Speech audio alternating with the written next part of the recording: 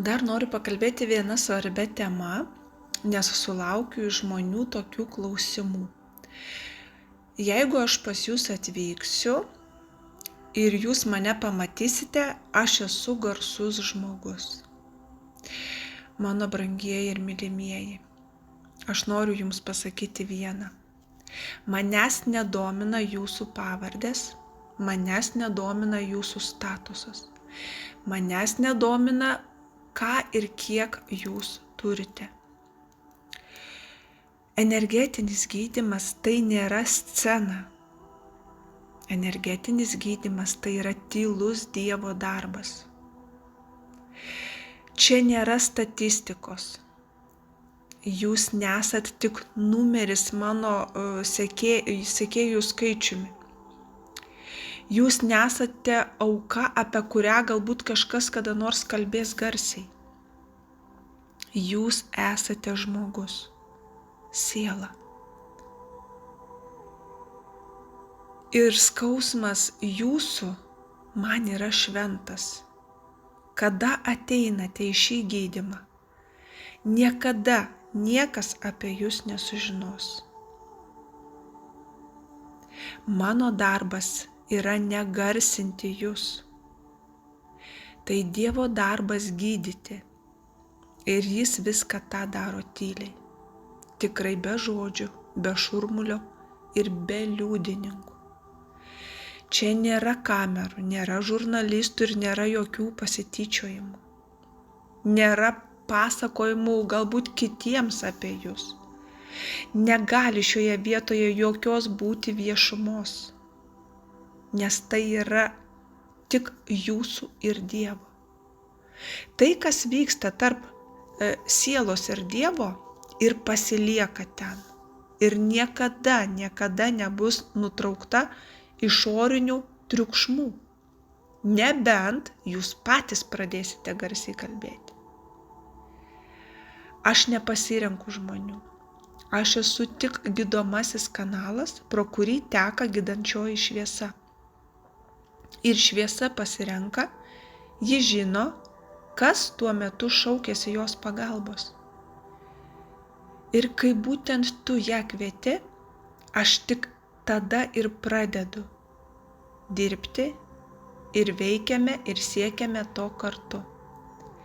Niekada nežiūriu į žmogų kaip į pinigus, nes visų pirma matau širdį, sielą, kuriai skauda. Ir jeigu ji yra pasiruošusi, energija pradeda tik tada dirbti. Ir viską daro tyliai, švelniai, giliai. Nei gali įsivaizduoti. Todėl jei bijai, noriu, kad žinotum, kad tavo skausmas yra saugus. Tavo istorija yra saugi. Ir tu esi saugus. Nes šitas kelias nėra apie pasaulį. Jis yra tik apie tave, tavo sielą ir Dievą. Ir niekas, kas šventa, niekada negali būti išniekinta.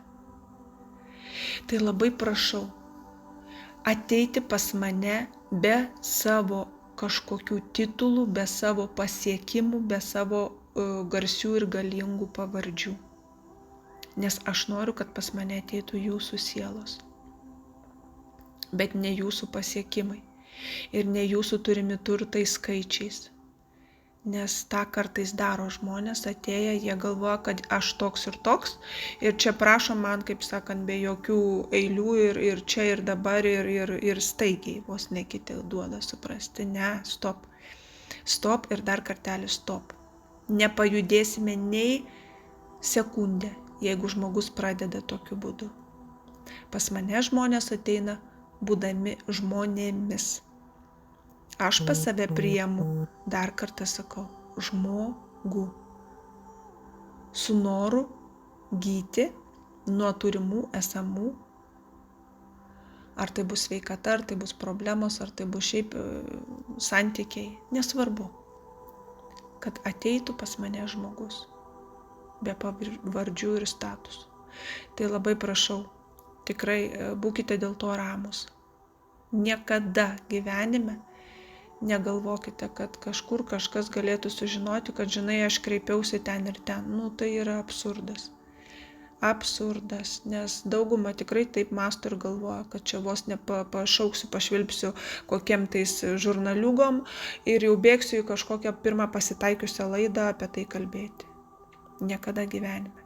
Niekada.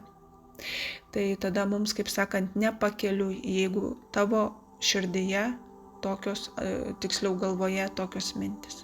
Tuomet atsiprašau, mums nepakeliui.